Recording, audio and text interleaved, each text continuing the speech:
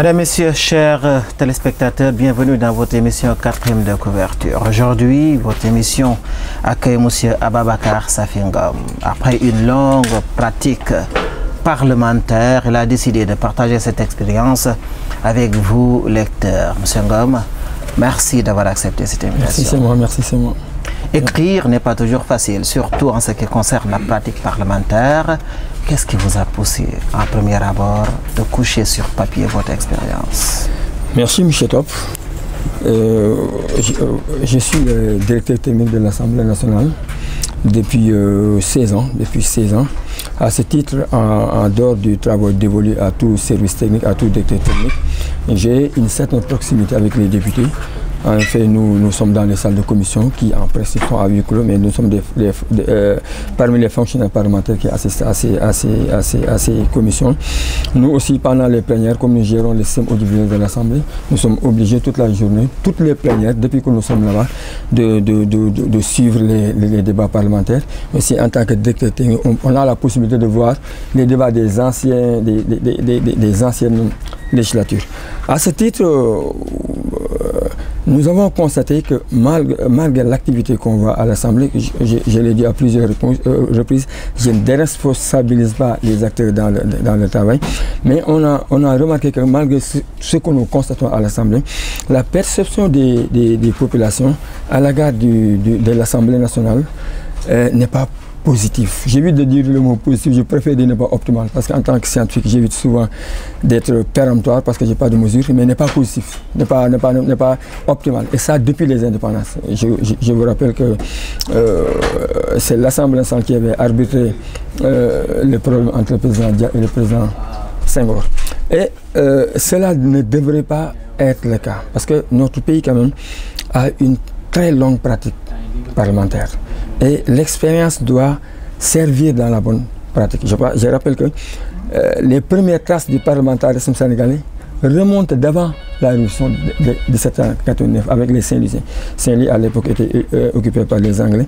Et les habitants de Saint-Louis avaient envoyé un cahier de doléances pour protester contre le gouverneur local à Saint-Louis. Par la suite, le Sénégal a participé aux États généraux de 1789 qui a été convoqué par l'UCS. Et depuis 1948, le Sénégal envoie un député à l'Assemblée nationale française. C'est vrai que le poste a été retiré en 1852, rétabli en 1870, retiré encore en 1875 et définitivement restauré en 1879. Donc, de 1879 à 1959, le Sénégal a toujours envoyé un député à l'Assemblée nationale française, sans compter les organes territoriaux de représentation. Tout ça pour dire qu'on a une très longue pratique parlementaire. Donc, cela devrait impacter dans les relations entre représentants et représentés. Et ce n'est pas le cas. Et je me suis dit que depuis la première législature dans le pays, 1525 députés, dont 268 femmes ont été élues. Donc, les acteurs ont une responsabilité depuis la première législature, mais pas que. Et moi, c'est ça que j'ai voulu étudier. Comme je ne suis pas dans le monde politique, j'ai voulu étudier ce qui à l'Assemblée nationale, ce qui dans la Constitution, ce qui dans le système représentatif sénégalais, ce qui dans l'implémentation, dans la mise en œuvre de ces missions de représentation peut confiner le député dans une posture qui ne lui permet pas de faire correctement le travail. Et j'ai vu que ça existe. Ça existe vraiment. Il y a des dysfonctionnements dans tous ces aspects que j'ai énumérés qui font en sorte que... si ces dysfonctionnements ne sont pas discutés, quels que soient les hommes qu'on va mettre à l'Assemblée, il y aura toujours un goût d'inachevé dans le travail député. Il y aura toujours cette mauvaise perception des populations. Encore une fois, je ne déresponsabilise pas les différents acteurs qui ont été à l'Assemblée nationale. Ils ont une responsabilité. Mais ça, je ne peux en parler parce que je ne peux pas être là, on le verra dans la suite de nos discussions, militer pour qu'il y ait une interaction entre représentants et représentés et moi, vouloir m'immiscer dedans. Je préfère que celui qui a été élu, celui qui puisse le juger, soit le citoyen. C'est le citoyen pour juger le député et il le juge à l'occasion des élections. Mais moi, j'ai étudié tous ces aspects-là et ces aspects-là, je veux qu'on en discute. Je n'ai pas de solution toute faite, mais je veux qu'on en parle. Lorsque nous vous écoute, l'on a tendance à croire, même si vous ne le dites pas encore, que vous appelez à une certaine réforme du fonctionnement en tout cas de l'Assemblée nationale, ne serait-ce que pour permettre aux parlementaires de pouvoir jouer le rôle comme l'attendent aujourd'hui les représentants. Est-ce le cas? Oui, effectivement. Il faut qu'il y ait des réformes en profondeur de l'Assemblée nationale.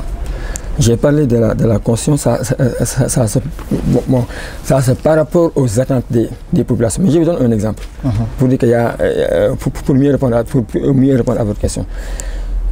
Une question dont on ne parle pas dans le pays.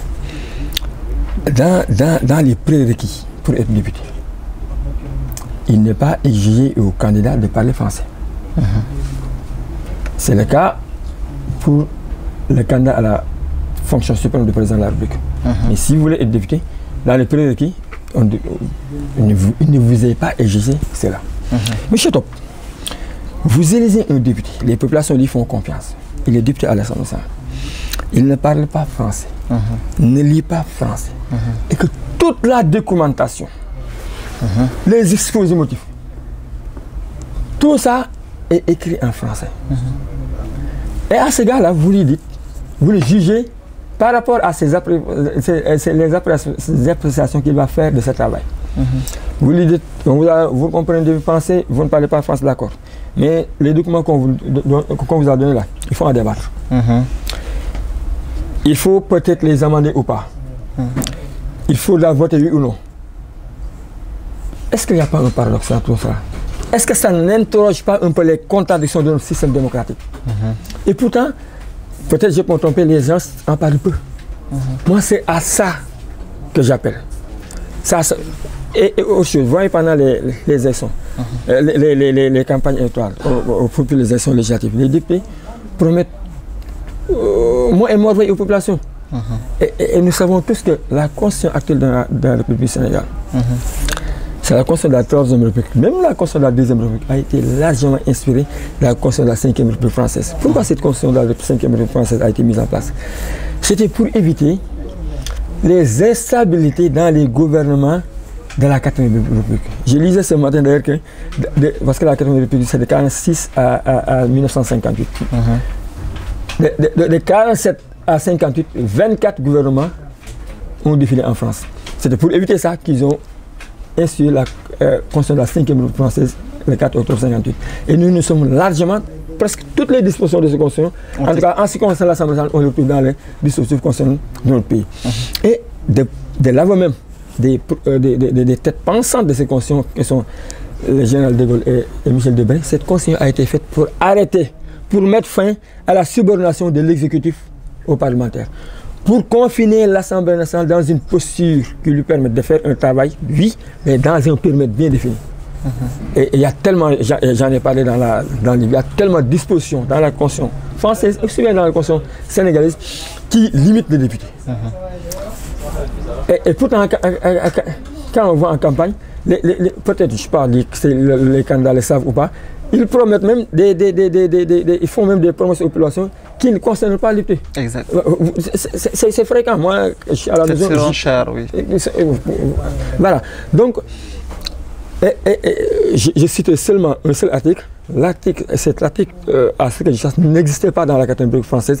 Ça a été mis dans la 5e République, aussi bien dans la 5e République que dans notre dispositif constitutionnel, qui dit que, voilà, qui dit à l'Assemblée nationale, vous êtes libre de voter, vous avez un travail de vote des lois que vous avez, mais les lois de la République, c'est que vote l'Assemblée nationale, mais dans le périmètre qui a été fixé par la Constitution. Exact. Et l'Assemblée et la Constitution citent limitativement les domaines qui relèvent de la loi. Et tout ce qui n'est pas dans cela relève du règlement. Donc, moi, je ne dis pas qu'il faut réformer ça, parce que notre pays aussi a une histoire. On était dans une première république qui nous a valu ce que nous avons valu avec les différents Dia et Senghor. Mais je veux dire, je veux qu'on en parle, qu'on explique ça aux candidats. Car attention, il ne faut pas promettre, parce que j'en parle parce que si vous promettez des routes, des hôpitaux aux populations, et après vous ne le faites pas, mais qu'est-ce que ça réjaillit sur la personne de l'Assemblée? Ils vont dire que les députés ne sont pas compétents. C'est ça qu'ils vont dire. Parce que les populations ne sont pas censées... bon, il y a l'adage qui dit que nul n'est censé ignorer la loi, mais dans la réalité, ce n'est pas le cas. Les populations ne sont pas censées savoir que les députés peuvent faire ça ou non. Vous êtes venu, vous l'avez promis que je vais construire des routes, des hôpitaux, des écoles, des ceci, de ça, et vous n'en êtes pas capable. Votre rôle, vous avez un rôle de représentation.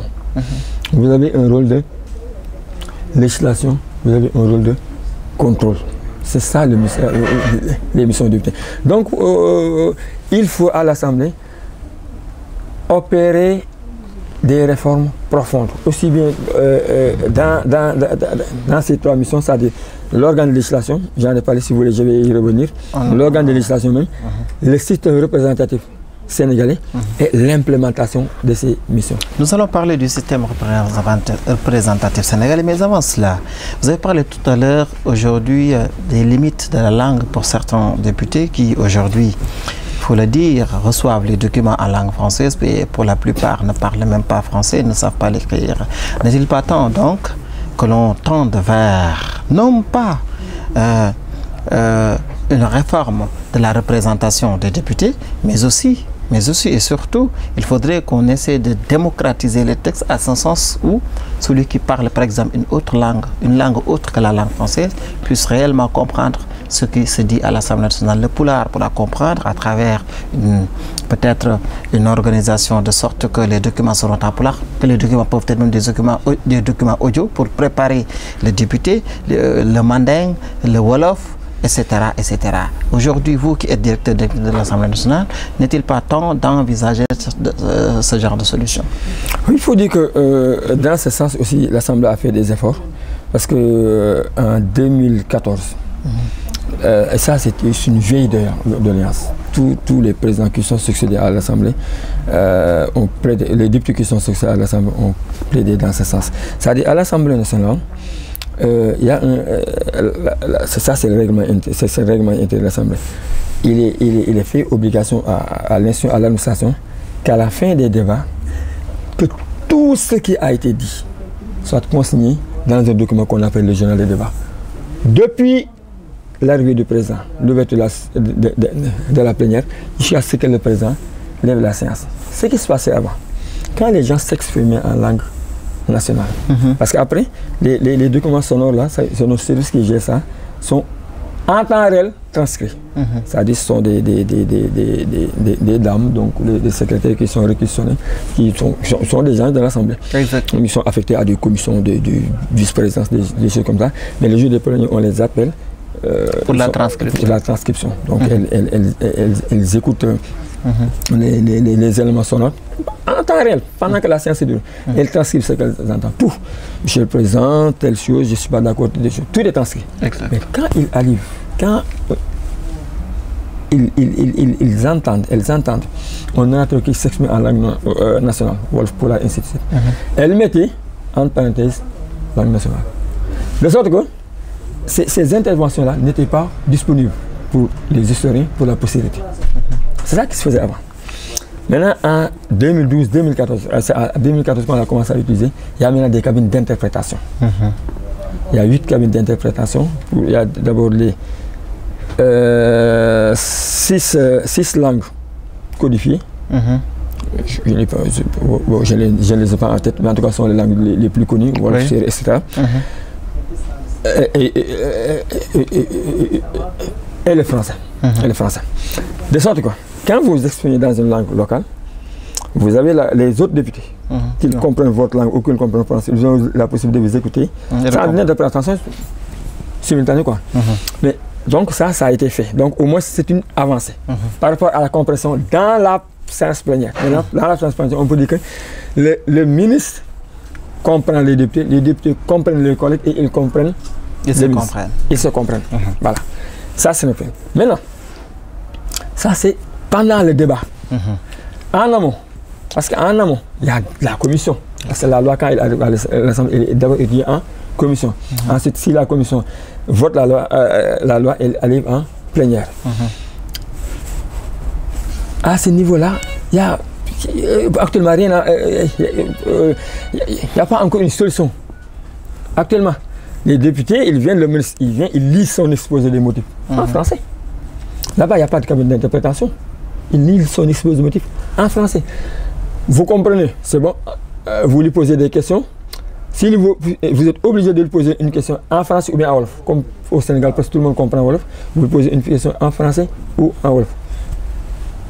Donc, à ce niveau-là, le problème reste. Maintenant, pour mieux répondre à votre question, le problème, c'est que cette solution-là, c'est-à-dire, on peut très bien parler sa langue maternelle, bien la parler et ne pas pouvoir l'écrire.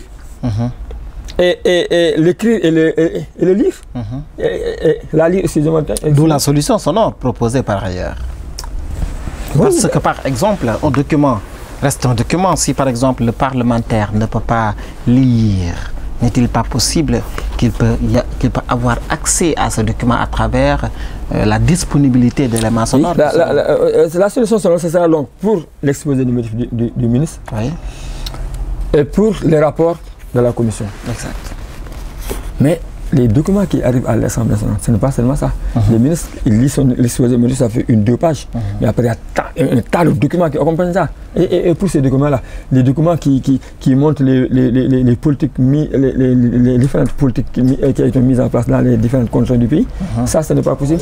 Moi, la solution que j'ai suggérée pour ça, parce que j'ai fait des propositions dans le livre, ça dit qu'à long terme, je vais revenir sur le moyen et le court terme. À long terme, est-ce qu'il ne faudra pas dire dans 10-15 ans que pour être candidat à la députation, il faudra être alphabétisé dans une langue nationale? Ça, c'est à long terme. En tout cas, il faut y réfléchir. Est-ce qu'il ne faut pas être alphabétisé dans une langue nationale? Au minimum. Au minimum. De sorte que là, le gouvernement fera les efforts de traduire tous les documents, toute la documentation dans les différentes langues nationales qui sont codifiées à l'Assemblée. Pas dans toutes les langues nationales. Qui sont codifiées. Mais c'est-à-dire les 6 là, ou 6 ou 7 là. Ça, c'est une solution qu'il faut faire. Maintenant, il y a la compréhension textuelle, c'est-à-dire lire et comprendre. Mais aussi, il y a l'expertise, parce que les projets de loi dans notre pays et partout dans le monde sont de plus en plus techniques. Est-ce que les députés qui ne comprennent pas français, et même qui comprennent français aussi, a la possibilité d'avoir l'expertise pour comprendre, parce qu'on ne peut pas être maître en tout. On ne peut pas être très bien en environnement, en ceci, en cela, en cela. Exactement. On est médecin, on est peut-être spécialiste en sciences naturelles, des choses comme ça, mais on peut pas tout savoir.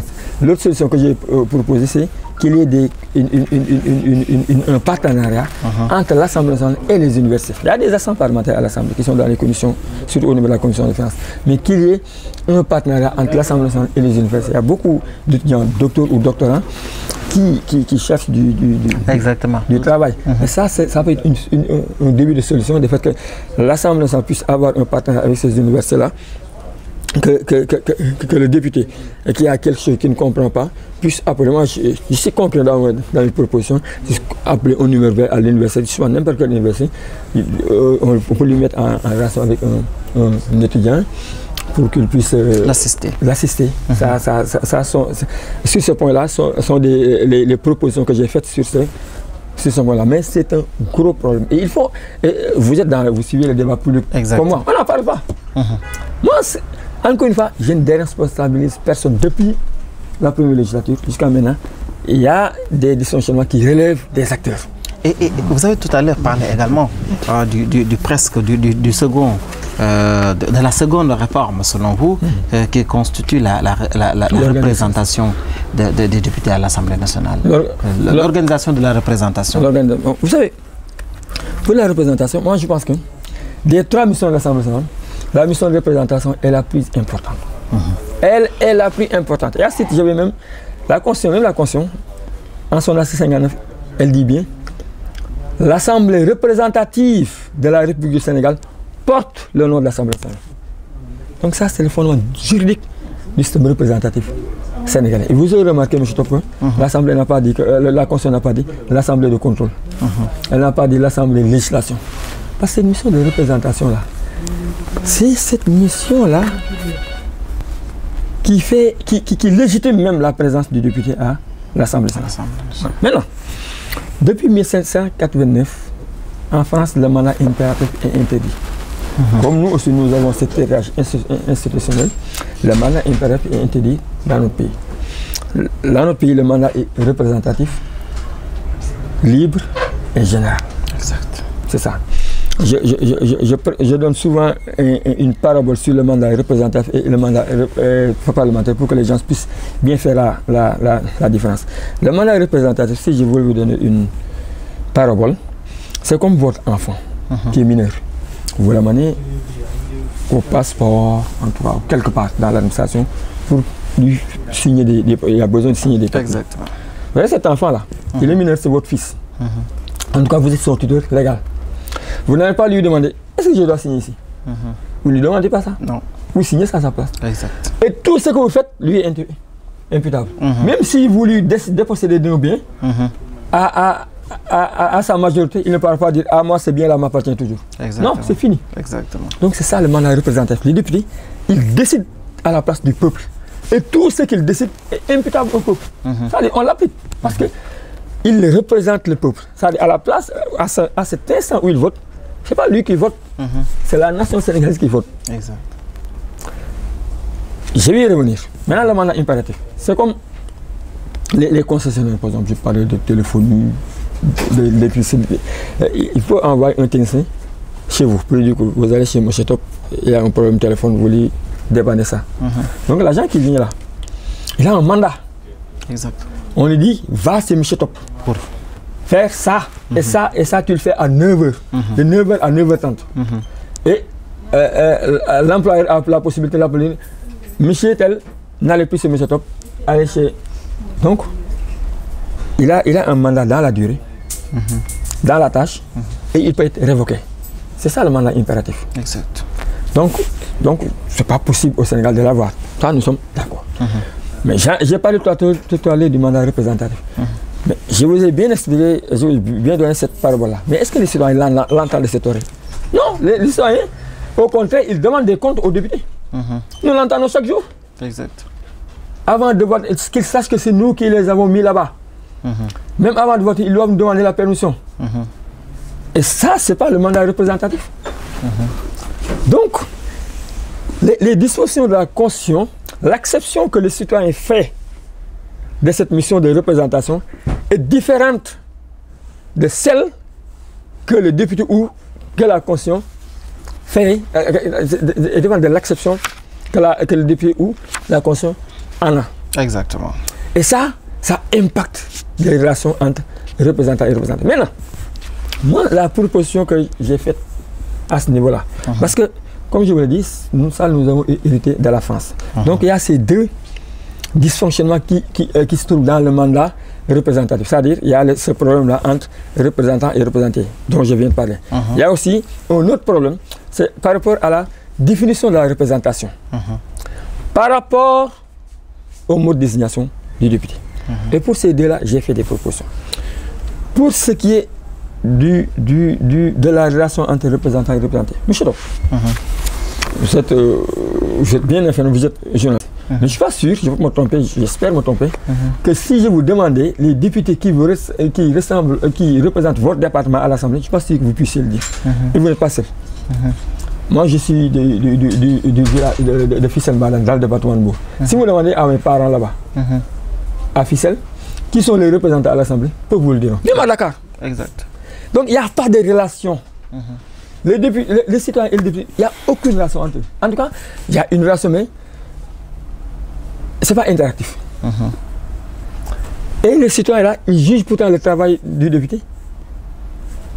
Donc, il faut cette relation-là. Elle est fondamentale. Elle est vitale. Si ça n'existe pas, qu'on ne parle plus de mission de contrôle. Qu'on ne parle plus de représentation, qu'on ne parle plus de mission de contrôle. Parce que quand vous me faites faire un travail, il faut que nous ayons d'abord une relation.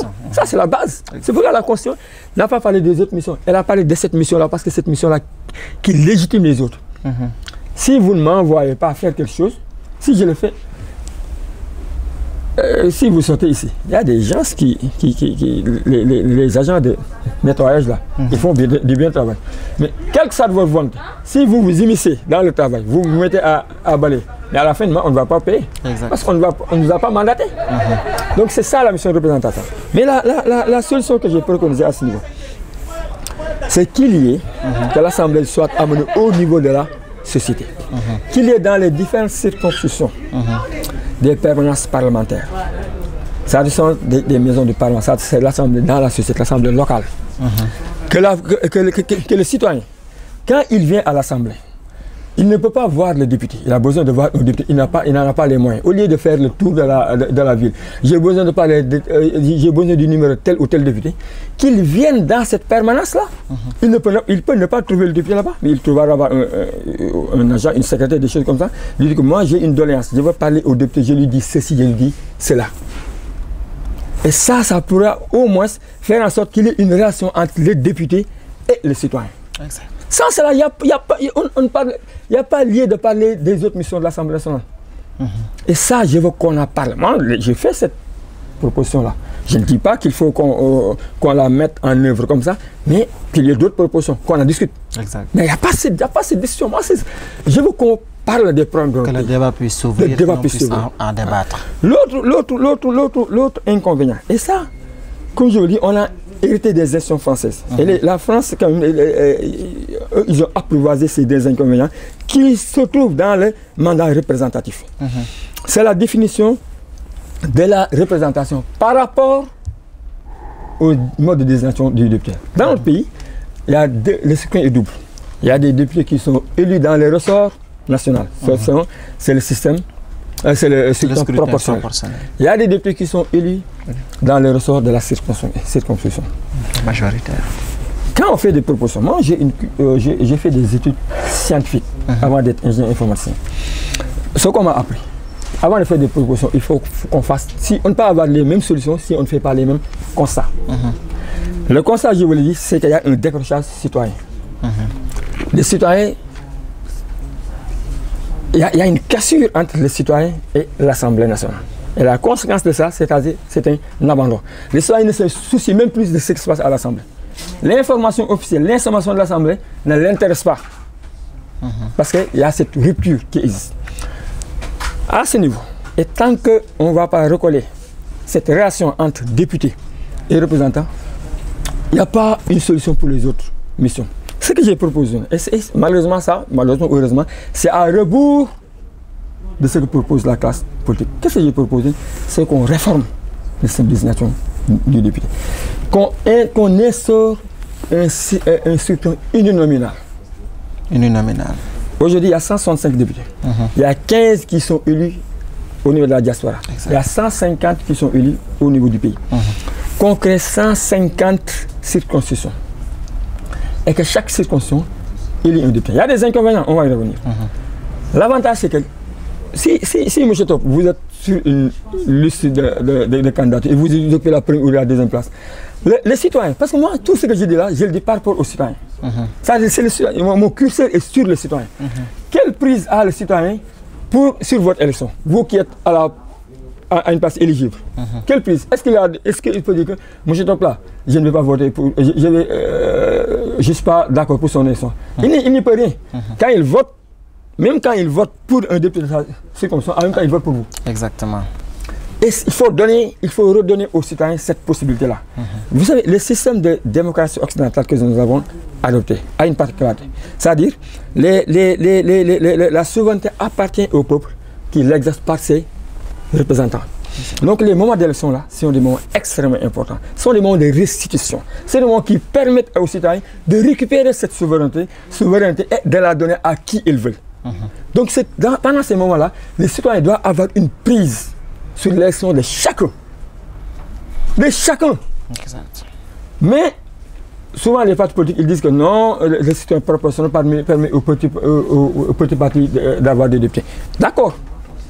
Mais encore une fois, là, ce n'est pas le citoyen qui est pris en compte. Qu'est-ce qui est pris en compte? C'est le système démocratique, le mimétisme occidental, des choses comme ça. Moi je ne suis pas politique.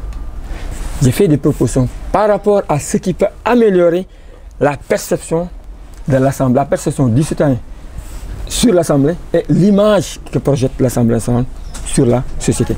Maintenant, par rapport aux inconvénients, on se dit que l'inconvénient de cela, c'est qu'il risque d'avoir des grosses majorités. Exactement. Voilà, je sais. Et je me suis dit que, d'accord, ça c'est un inconvénient, mais au moins on a réglé le problème du citoyen. Pendant la campagne, le problème du citoyen est mis au centre des affaires. Vous voulez être élu, vous allez au niveau de la circonscription, vous vous battez. Vous faites le tour, par exemple, il peut avoir une solution qui va du plateau pour le cas de Dakar, du plateau à Médina, je sais pas, à Fass. Là, les députés, on sait qu'on va élire tel député. Il sera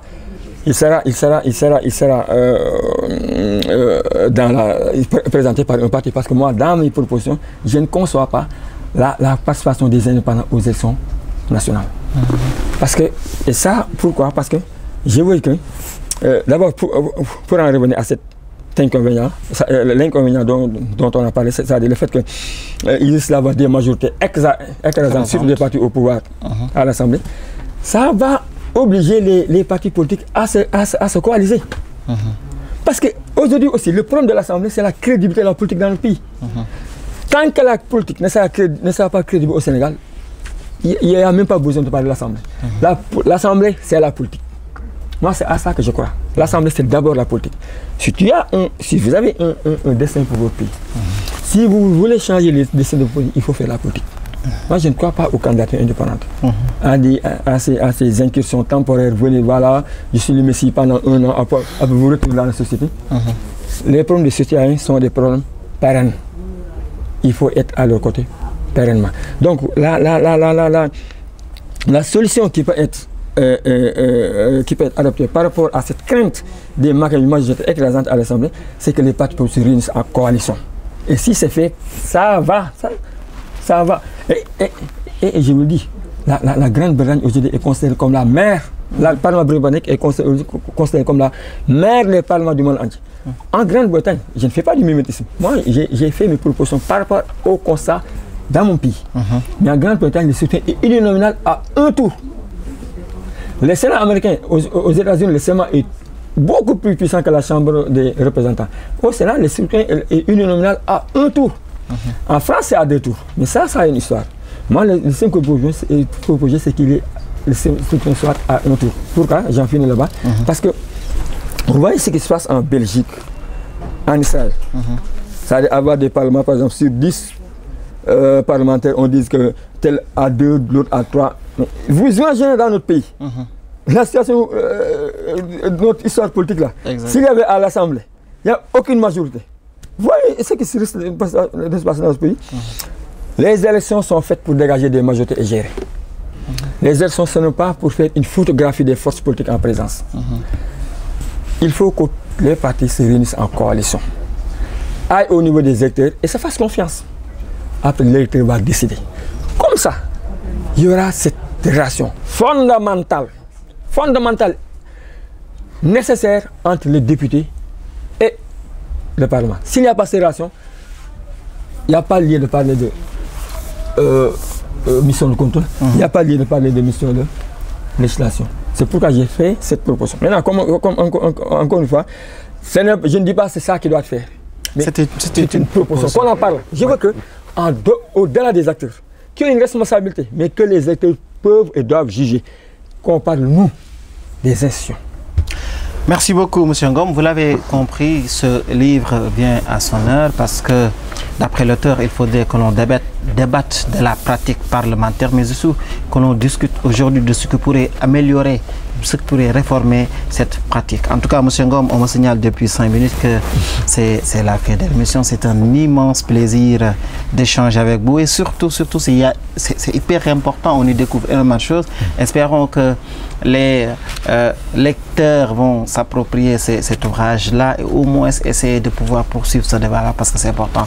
En tout cas, c'est un plaisir de vous avoir reçu. C'est moi. Merci beaucoup, top. Merci. Merci beaucoup, M. Ngom. Merci beaucoup, chers téléspectateurs, d'avoir suivi cette émission. On vous donne rendez-vous prochainement.